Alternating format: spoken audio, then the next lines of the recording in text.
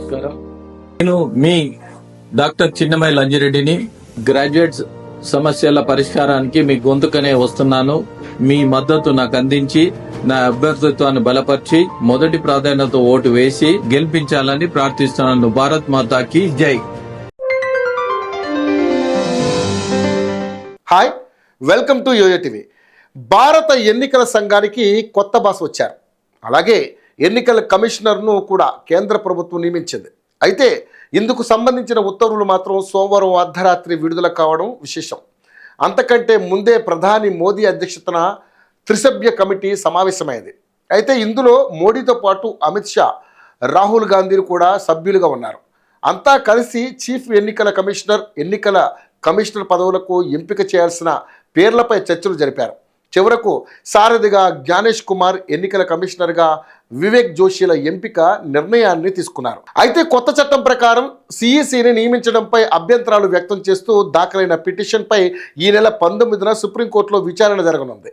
ఈ నేపథ్యంలో సుప్రీం విచారణ ముగిసే వరకు కొత్త సిఈసి నియామకంపై నిర్ణయాన్ని వాయిదా వేయాలని కమిటీలో సభ్యుడైన రాహుల్ గాంధీ సూచన చేసినట్లుగా సమాచారం. అయితే అందుకు భిన్నంగా ఎంపిక నిర్ణయం తీసుకున్నట్లుగా తెలుస్తోంది. దీంతో తాము ఎంపిక చేసిన పేర్లను రాష్ట్రపతి ద్రౌపది ముర్ముకు సిఫార్సు చేశారు. అందుకు ఆమె ఓకే చెప్పడం, దీనికి సంబంధించిన అధికారిక ప్రకటనలు వెలువడ్డాయి.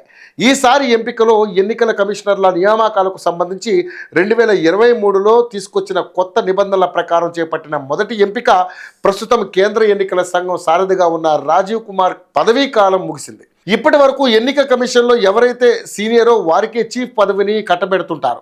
అదే విధానాన్ని ఇప్పుడు కూడా ఫాలో అయ్యారు. రాజీవ్ కుమార్ తర్వాత అత్యంత సీనియర్ జ్ఞానేష్ కుమార్. అందుకే ఆయనకు ఈ పదవిని ఎంపిక చేసినట్లుగా తెలుస్తోంది. ఆయన చీఫ్గా ఎంపిక కావడంతో ఆయన స్థానం ఖాళీ అయింది. అందుకే వివేక్ జోషిని ఎంపిక చేశారు. ఇక జ్ఞానేష్ కుమార్ విషయానికి వస్తే ఆయన కేరళ క్యాడర్కు చెందిన ఐఏఎస్ అధికారి.